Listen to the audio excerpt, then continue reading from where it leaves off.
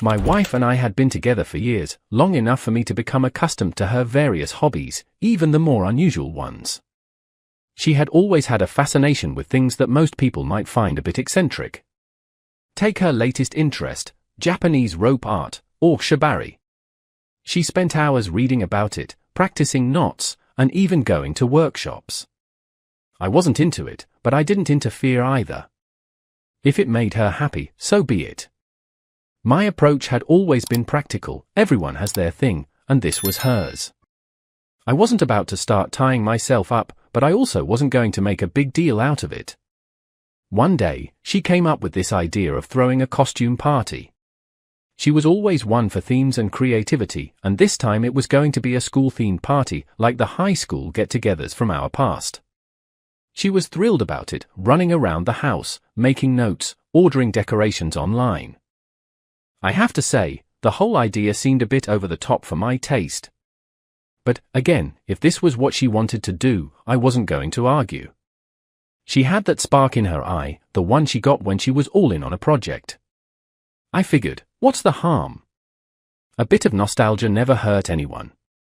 She spent days planning, running errands, and trying to recreate the feel of those old teenage parties. I kept my distance from all the preparations, to be honest.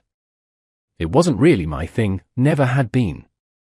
But when she asked if I could help by picking up some supplies, I figured it was the least I could do. She handed me a list that felt longer than my arm, and I headed out to get the stuff. On my way out, I could hear her on the phone, chatting with someone, probably about the guest list. She was always the social one, making sure everything was just right for her friends. The store was a mess. It felt like everyone in town had decided to do their shopping that day, and I had to push my way through the aisles just to grab what we needed. Drinks, snacks, decorations, you name it.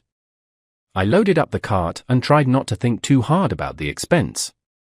It wasn't like we threw parties every weekend, so I let it slide.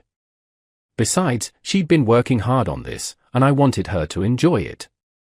I may not have understood all her hobbies, but I knew how much it meant to her to put something like this together. It took me longer than I expected to get everything, mostly because of the crowds. By the time I got to the checkout, I was already tired of the whole idea. I just wanted to get home, unload everything, and maybe relax with a beer before the chaos began. I wasn't much for parties, especially not the kind where everyone dresses up and pretends they're teenagers again.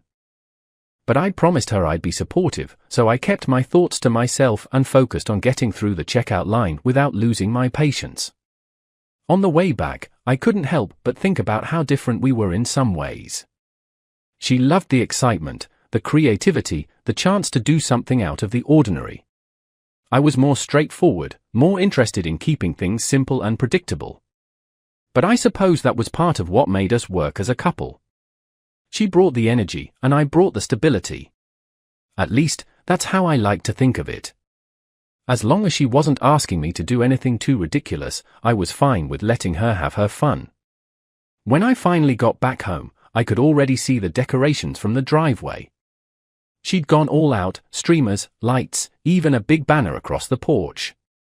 It looked like something out of a high school movie. I sighed, not out of annoyance, but more out of acceptance. This was going to be one of those nights. The kind where I just had to go along for the ride and hope it didn't get too crazy. I carried the bags inside, and she came rushing over, her face lighting up when she saw all the stuff I'd managed to get. She was excited, and I couldn't help but smile a bit. At least one of us was looking forward to this. The house was a whirlwind of activity.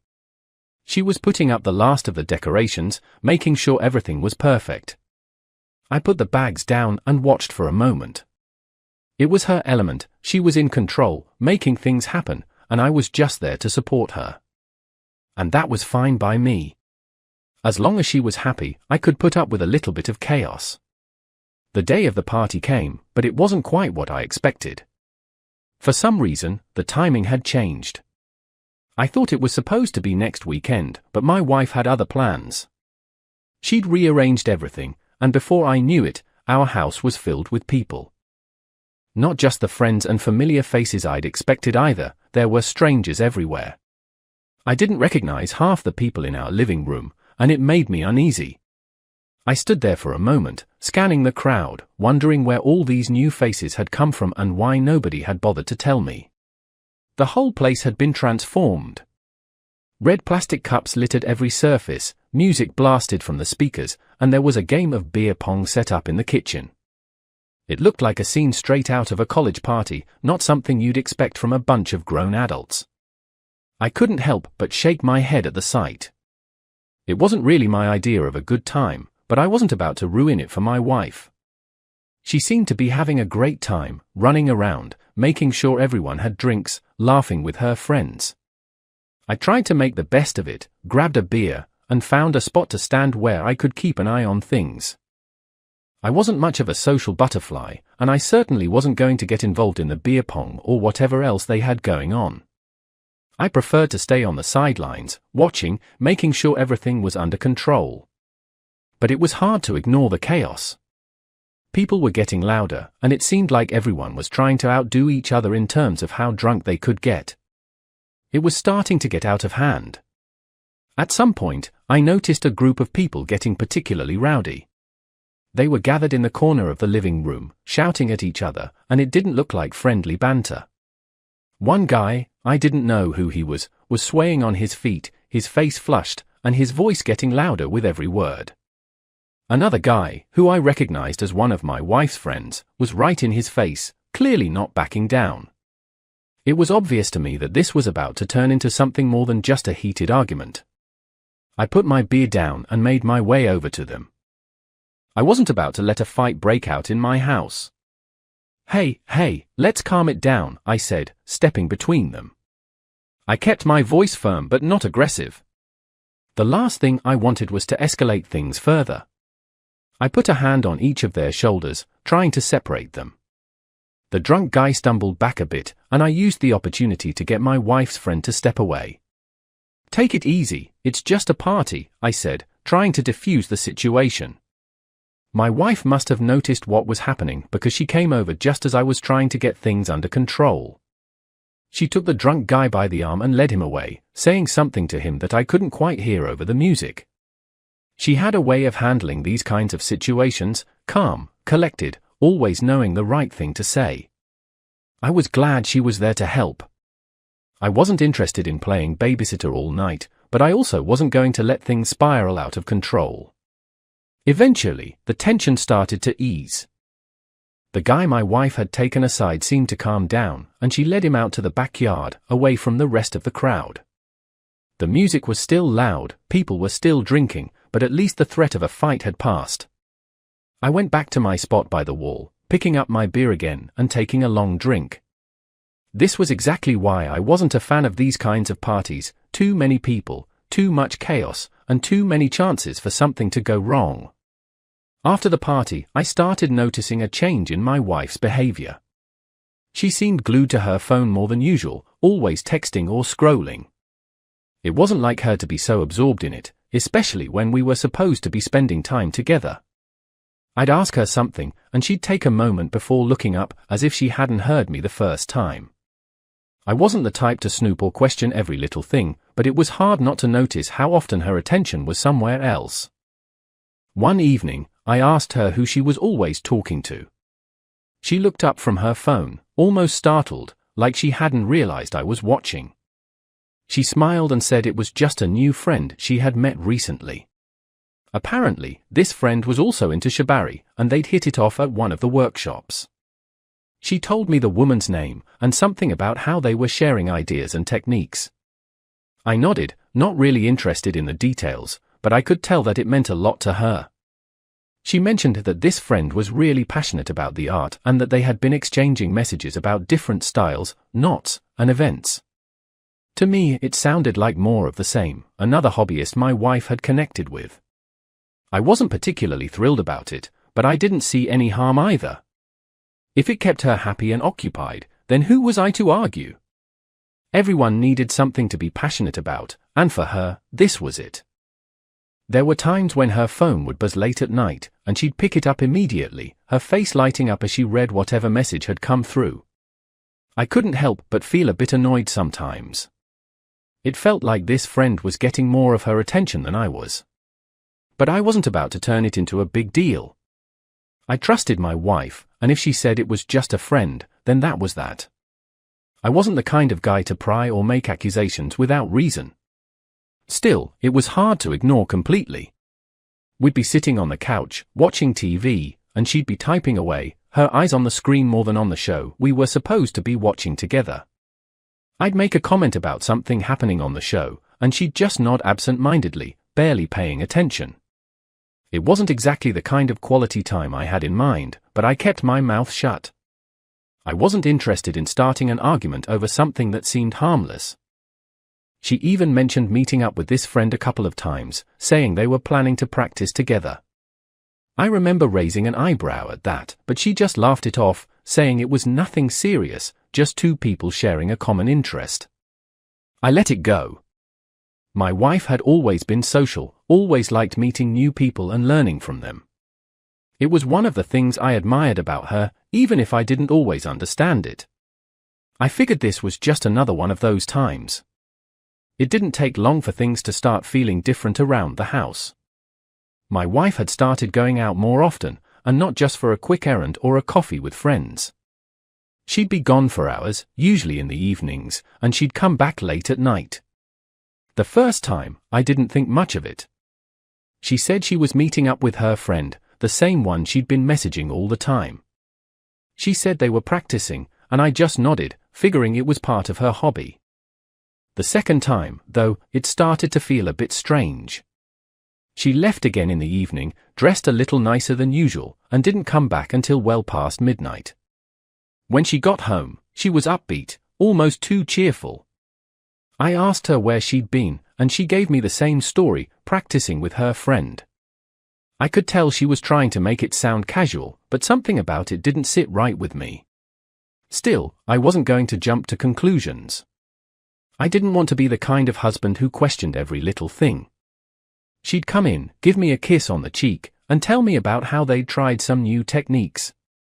I didn't really follow the details, but I nodded along, trying to show I was listening. It felt like her mind was always somewhere else, even when she was sitting right next to me. I asked her if everything was all right, and she laughed it off, saying I was just imagining things. I decided not to push it further. She mentioned meeting up with this friend more often, saying they were planning to practice together. I remember raising an eyebrow at that, but she just laughed it off, saying it was nothing serious, just two people sharing a common interest. I let it go. She'd always been social, always liked meeting new people, and I figured this was just another one of those times. One evening, she left without much explanation, dressed up more than I expected for a simple hobby session. I watched her leave, feeling a mix of confusion and unease.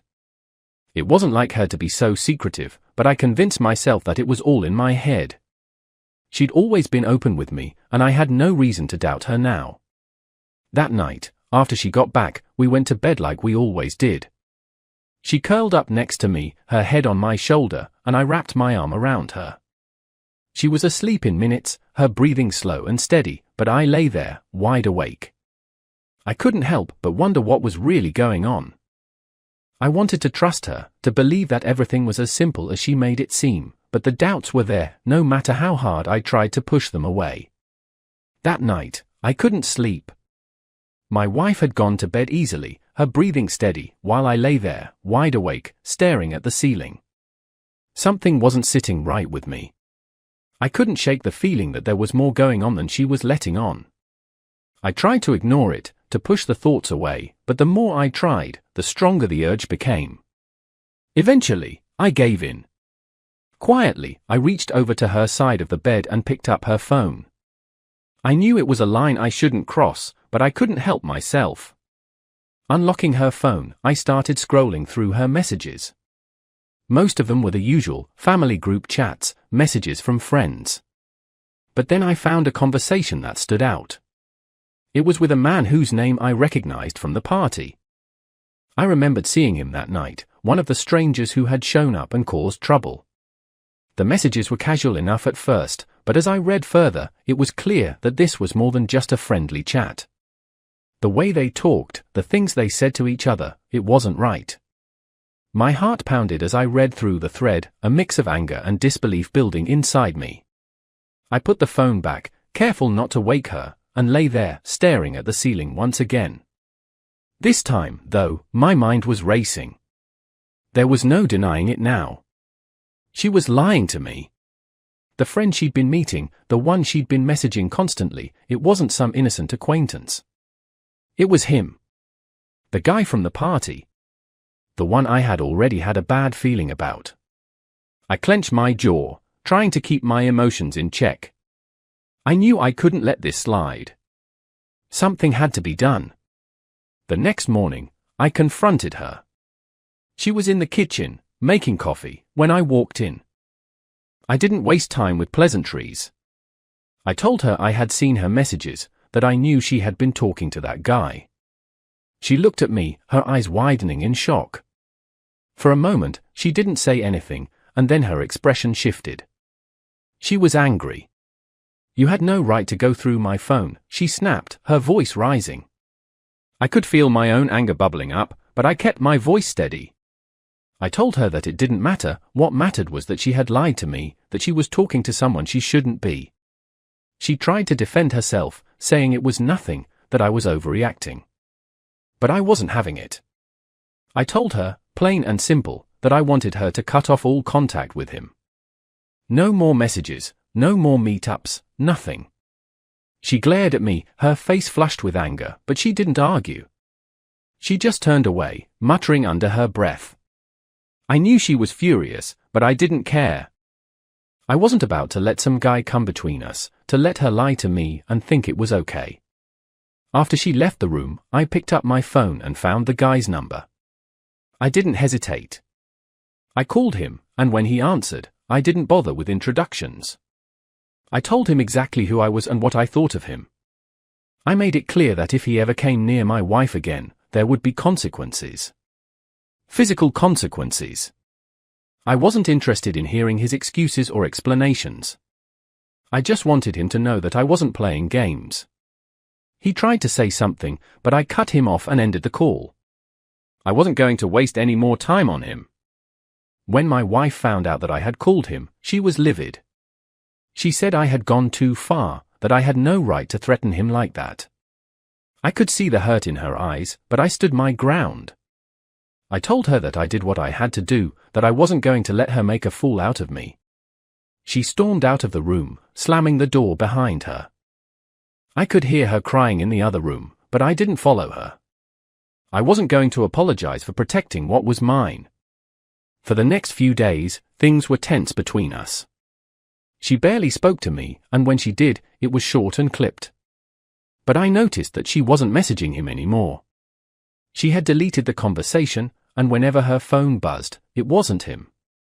She made a point of showing me that she was done with him, that she was cutting ties.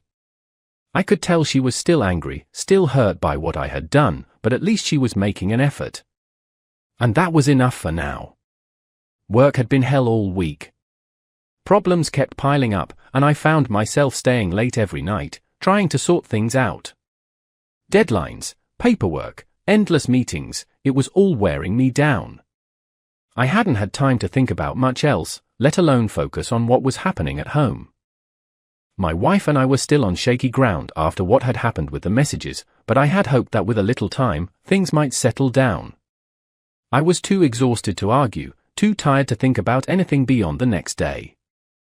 On one of those nights, I managed to get out of the office earlier than usual.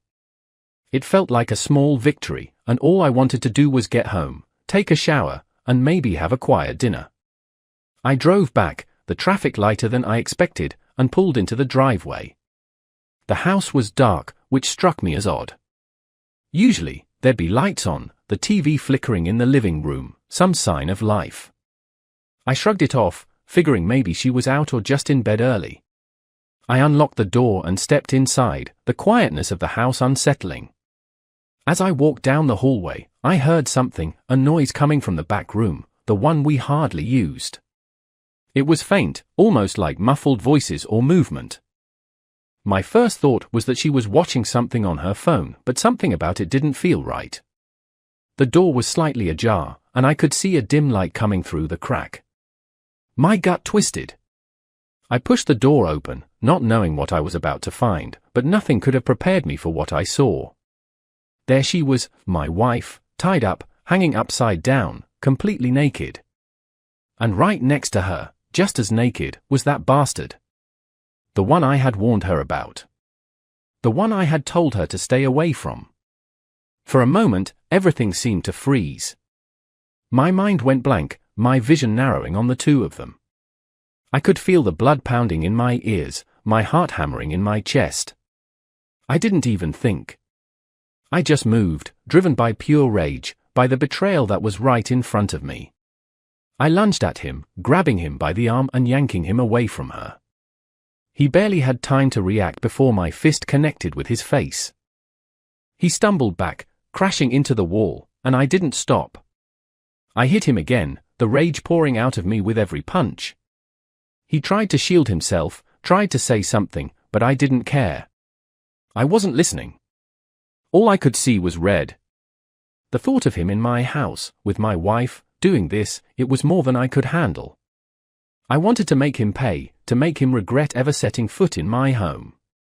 He tried to fight back, but he was no match for me.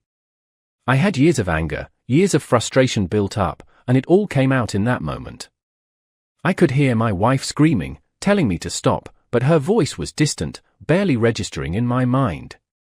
I grabbed him by the neck, dragging him towards the door, my hand shaking with the force of my anger. He was bleeding, his face bruised, but I didn't care. He deserved every bit of it. He had no right to be here, no right to touch her, no right to invade my life like this. I dragged him through the hallway, his feet stumbling over themselves as he tried to keep up. He was pleading now, his voice cracking, but I wasn't listening. I was done with him. I wanted him out of my house, out of my life.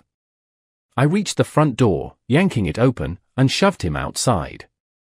He stumbled, nearly falling, and I stood there, my chest heaving, my fists still clenched. "If I ever see you again," I growled, my voice low and filled with venom, "I swear to God, I'll kill you." He didn't say anything. He just turned and ran, his bare feet slapping against the pavement as he disappeared into the night. I stood there for a moment, watching him go, my hand still trembling. I slammed the door shut, the sound echoing through the empty house. I turned back, my eyes falling on the mess that was left behind. My wife was still there, still tied up, her eyes wide with fear. But I didn't care. Not right then. All I cared about was getting that bastard out of my house. And I had done that. I had thrown him out, and he wasn't coming back. She was still there, hanging upside down, her eyes wide with shock and fear. She started screaming at me, her voice frantic, but I didn't hear a word she said. All I could think about was how she had betrayed me, how she had lied to my face over and over again. I walked past her, ignoring her cries, and headed straight to the bedroom. I grabbed a suitcase from the closet and started throwing her clothes into it, my hands moving quickly, mechanically. I wasn't thinking about what I was doing, I just wanted her gone. The more I packed, the louder her screams became. She was yelling at me, calling my name, begging me to untie her, to talk to her. But I wasn't interested in talking. There was nothing left to say. I had seen everything I needed to see. I had given her a chance, and she had thrown it away. I zipped up the suitcase, my movement sharp and angry, and carried it back to where she was still hanging. She looked at me, her face streaked with tears, her voice breaking as she pleaded with me. But I had no sympathy left. I dropped the suitcase at her feet, my expression cold, and reached up to untie her. She fell to the floor, landing in a heap, and I stepped back, watching as she struggled to get up. She looked at me, her eyes searching mine for some sign of forgiveness, some sign that I might change my mind. But there was nothing there. I was done. I pointed to the suitcase, my voice flat as I told her to take her things and leave. She hesitated for a moment, her eyes widening in disbelief, but then she realized I wasn't joking. She tried to argue, tried to tell me that it wasn't what it looked like, that she could explain. But I wasn't interested in her explanations. I had heard enough lies, seen enough betrayal. I told her again, more forcefully this time, to take her things and get out. She looked at me, her face crumpling, and then she reached for the suitcase, her hands trembling. She stood up, her legs unsteady, and started to walk towards the door. I followed her, my eyes never leaving her, making sure she understood that this was final. She stopped at the door, turning to look at me one last time, her eyes filled with tears. She tried to say something, her voice barely a whisper, but I cut her off. I told her that I was filing for divorce, that I was done with her, that there was no coming back from this. She looked at me, her face pale, and then she turned and walked out, the door closing behind her with a hollow thud. I stood there for a moment, staring at the closed door, my chest tight, but I didn't feel any regret. Just a cold, empty sense of finality. Once she was gone, I turned and walked back through the house, taking in the mess that was left behind. The rope, the overturned furniture, the shattered pieces of what was once our life together. I felt a strange sense of calm as I began to clean up, my movement slow and deliberate. I picked up the rope, coiling it neatly, and put it away. I righted the furniture, wiped down the surfaces. It was like I was erasing her presence from the house, taking back what was mine. It felt right. It felt necessary. The next day, I went to see a lawyer. I told him I wanted a divorce, that I wanted it done quickly, cleanly, with no chance of reconciliation. He nodded, taking notes, asking questions, but I barely heard him. My mind was elsewhere, already moving forward, already trying to figure out what my life would look like without her. I knew it wouldn't be easy. There would be questions, there would be judgment, but I didn't care. I was ready to be done with it all, ready to move on. By the time I got home, the house was quiet, empty. I sat down on the couch, staring at the wall, the silence settling around me like a heavy blanket. It was over.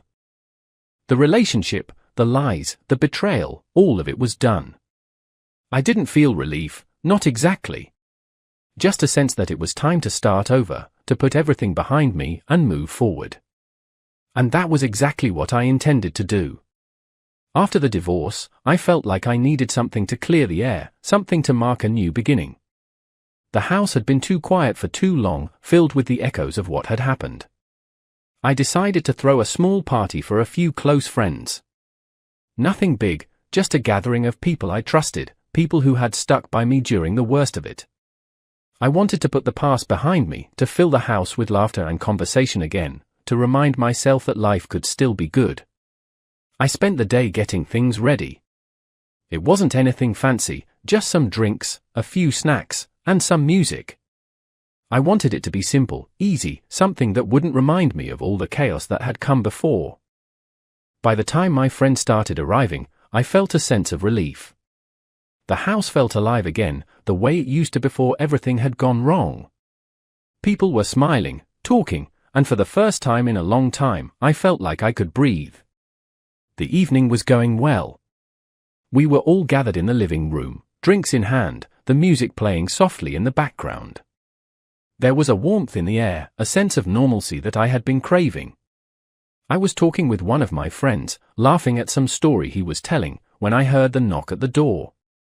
I wasn't expecting anyone else, but I figured it was probably just a neighbor or someone who had heard the music and wanted to see what was going on. I excused myself and went to answer it. When I opened the door, my stomach dropped. Standing there was my ex-wife, and right beside her was that bastard, the one I had thrown out of my house, the one who had ruined everything. Behind them was a small group of people I didn't recognize. My ex looked at me, her expression almost defiant, like she had every right to be there. I could feel the tension rising in my chest, the anger bubbling up again. I didn't say anything for a moment, just stared at them, trying to keep my composure. I stepped aside, letting them in, but I could feel my hands clenching into fists at my sides. They walked into the living room, and the mood shifted instantly. My friends fell silent, their eyes darting between me and the newcomers. I could see the confusion, the discomfort, and I knew I had to do something. I wasn't about to let them ruin this night for me, not again. I walked over to where they were standing, my voice low but firm as I addressed my ex-wife and her lover. "You've got two options," I said, my eyes locked on them. "You either turn around and leave right now, or things are going to get real ugly, real fast." I could see the shock on her face, the way her lover shifted uncomfortably, glancing around at the people watching.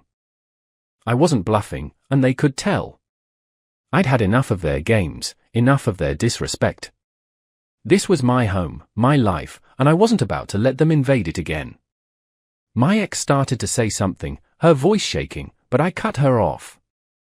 "I'm serious," I said, my voice cold. "You need to leave. Now." I could feel the room holding its breath, everyone waiting to see what would happen. Her lover looked at me, his eyes narrowing, like he was trying to decide if I was serious. I reached behind me, my hand resting on the drawer where I kept the gun.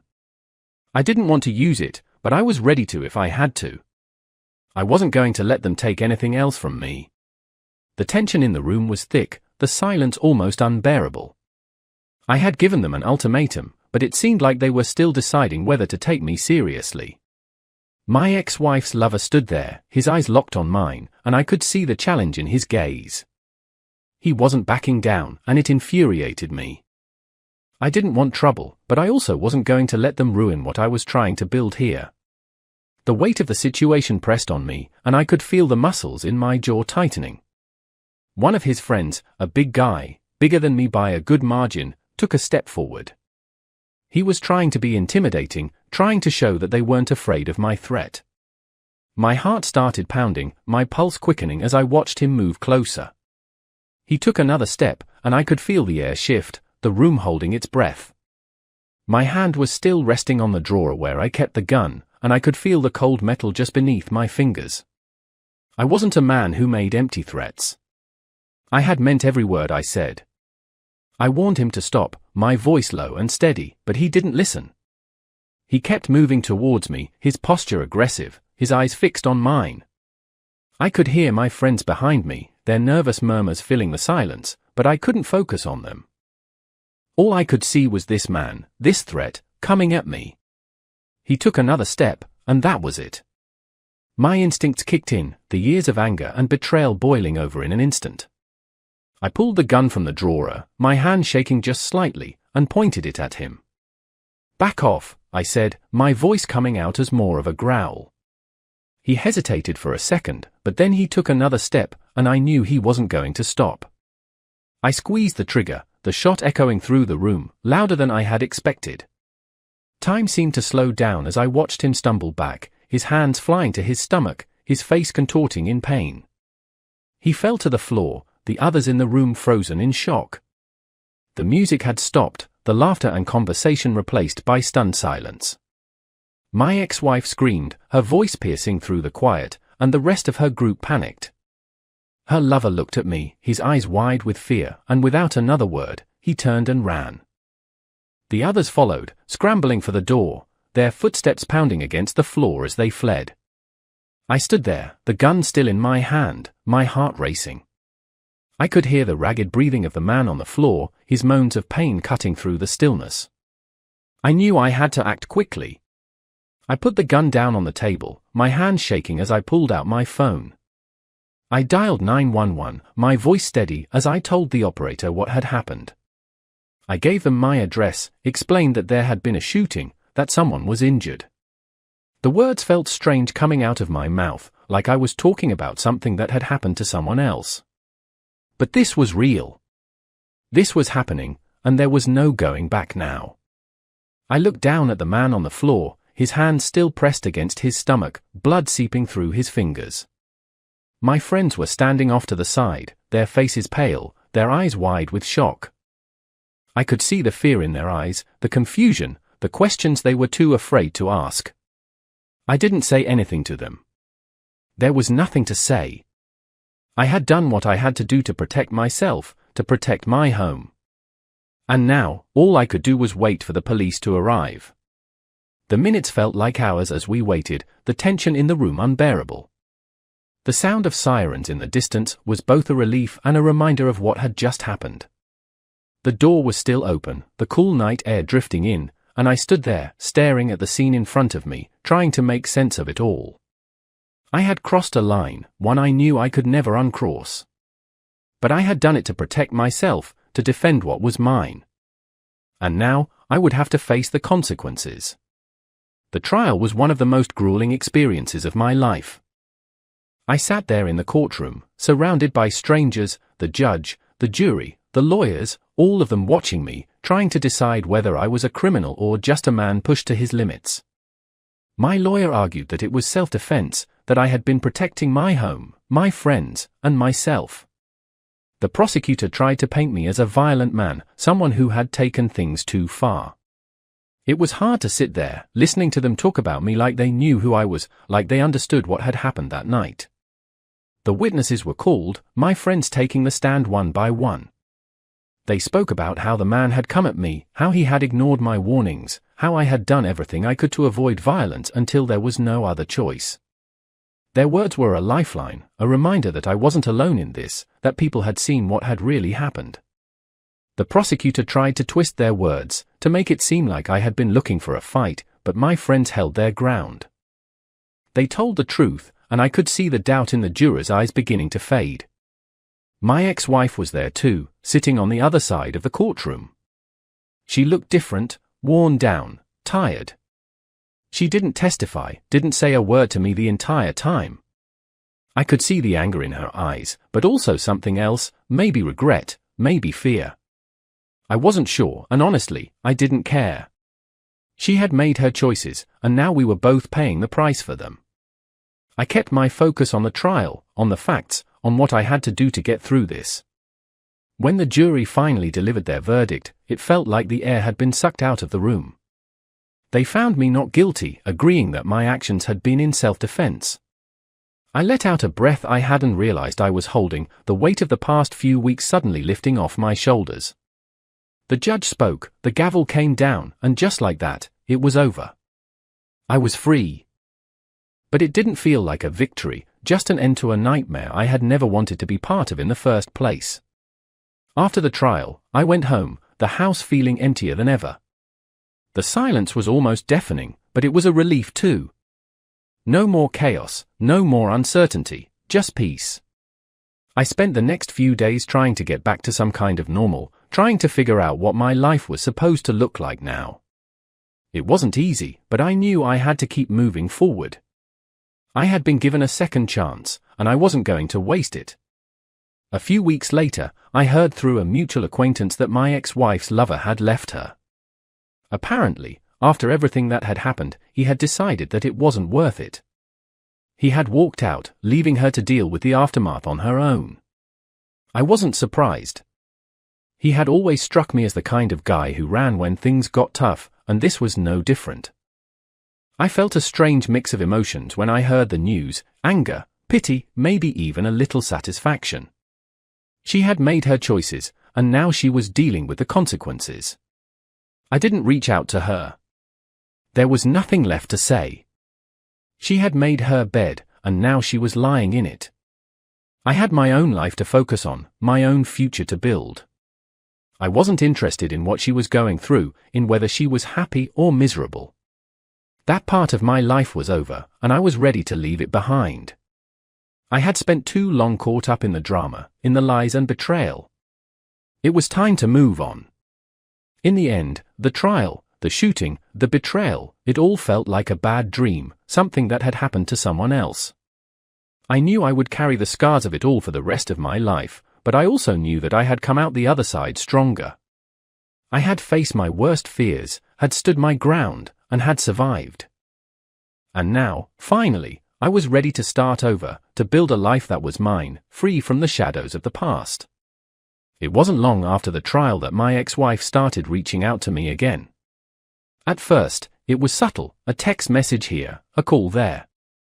She would say she just wanted to check in, to see how I was doing, but I could read between the lines. She was looking for a way back in.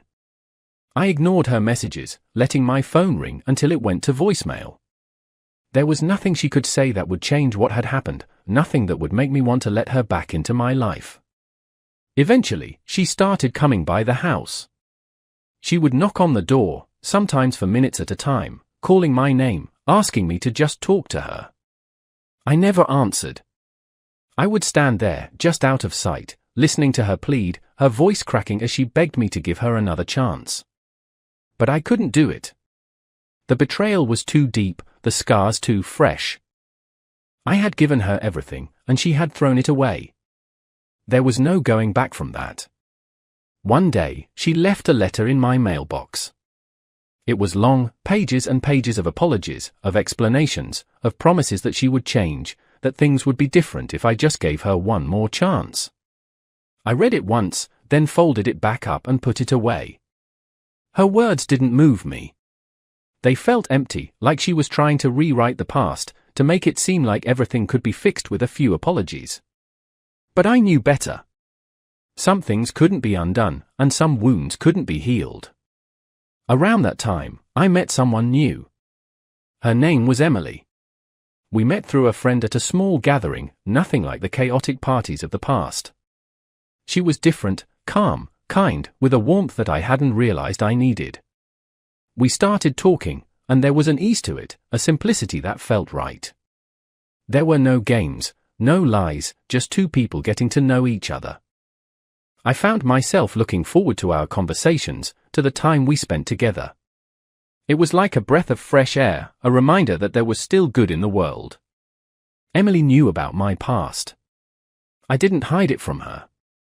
I told her about the divorce, about the betrayal, about the trial. She listened without judgment, her eyes soft, her hand resting on mine as I spoke. She didn't try to offer solutions or tell me what I should have done differently. She just listened, and that was enough. For the first time in a long time, I felt like I could let my guard down, like I didn't have to be on edge all the time. It was a feeling I hadn't realized I missed. My ex-wife kept trying to reach out, but I ignored her. I was done with that chapter of my life. I had spent too long caught up in the drama, in the lies and betrayal. I wasn't going to let her pull me back into that darkness. I had found something better, something real, and I wasn't about to let it slip away. Emily was a chance at a new beginning, a chance to build something healthy, something that wasn't tainted by the past. One day, my ex showed up at the house again. She stood on the porch, her eyes red from crying, and begged me to talk to her. I looked at her through the window, her figure blurred by the glass, and I felt nothing. No anger, no sadness, no desire to open the door. I turned away, walked back to where Emily was waiting in the kitchen, and wrapped my arms around her. My ex-wife's voice faded into the background, and all I could hear was Emily's laughter, soft and genuine. Moving on wasn't easy, and I knew there would always be scars. But I also knew that I deserved better, that I deserved happiness, peace, and someone who would stand by me without lies or betrayal. With Emily, I felt like I had a chance at that. A chance to start over, to leave the past behind, and to open a new chapter in my life. And that was exactly what I intended to do. It happened one morning as I was getting ready to head out. I walked up to my car, and there it was, a long, jagged scratch running along the side. It wasn't something small either, someone had put some real effort into it, making sure it couldn't be ignored. My heart sank at the sight of it, the anger bubbling up almost immediately. I knew, deep down, who was behind this. It had to be her. My ex-wife, the only person who had that kind of spite left in her. I decided to check the security cameras just to be sure. Later that day, I sat down and pulled up the footage from the cameras I had installed around the house. As I scrolled through the recordings, there she was. In the dead of night, she had crept up to my car, her face partially hidden, and taken something sharp to the paint. I watched, my jaw tightening as she scratched her way from one end of the car to the other, her movements almost methodical. It was clear that this wasn't just a random act, it was personal, a message to me that she wasn't done yet. I could feel my hand shaking with anger as I watched the footage. I could have called the police right then, reported the vandalism, and let them handle it. But as I sat there, watching her on the screen, I realized I wanted more than just a report. I wanted her to face the consequences of her actions, and I wanted her to know that I wasn't playing games anymore.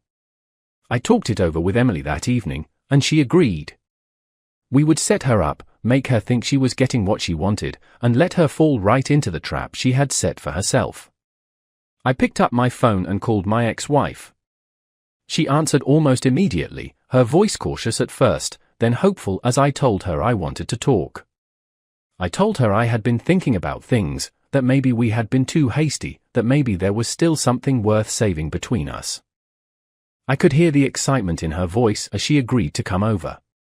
She didn't even hesitate.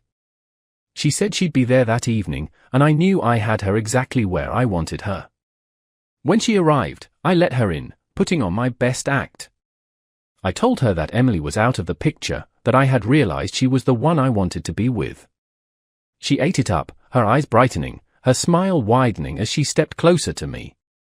I could see the desperation in her eyes, the need to believe that she was getting what she wanted. I played along, keeping my distance just enough to make it seem real, but not enough for her to get too comfortable. I wanted her to think she had won. Then came the knock at the door. I watched her face fall, confusion replacing the hope that had been there just moments before. I walked over and opened the door, letting the officers in. My ex-wife's expression shifted from confusion to panic as she saw them. She turned to me, her eyes wide, her voice trembling as she asked what was going on. I didn't say anything at first, I just picked up the remote and played the footage from the cameras, the screen showing her, clear as day, vandalizing my car. Her face went pale, and she started to protest, but the officers were already moving towards her. She screamed at me as they put her in handcuffs, calling me every name in the book, her voice filled with hatred and betrayal. She accused me of setting her up, of being a liar, of being a coward. I stood there, watching as they led her out of the house, her shouts fading as they took her away. I felt a strange sense of satisfaction, a weight lifting off my shoulders. She had pushed too far, and now she was finally facing the consequences.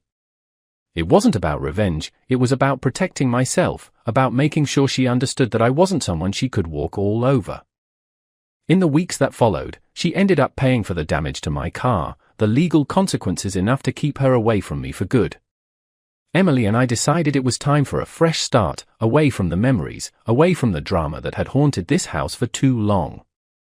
We found a new place, something smaller, something that felt like ours and not a reminder of everything that had happened. Moving in felt like closing a door on the past, like finally being free of the weight that had been holding me down for so long. As we settled into our new home, I felt a sense of peace that I hadn't felt in years. The past was behind us, the chaos and pain left in the rearview mirror. Emily and I were building something new, something that was ours alone. And as I looked at her, smiling as she unpacked a box in the kitchen, I knew that I had made the right choice. It was time to move forward, to leave behind the anger, the betrayal, and to embrace the life that lay ahead of us.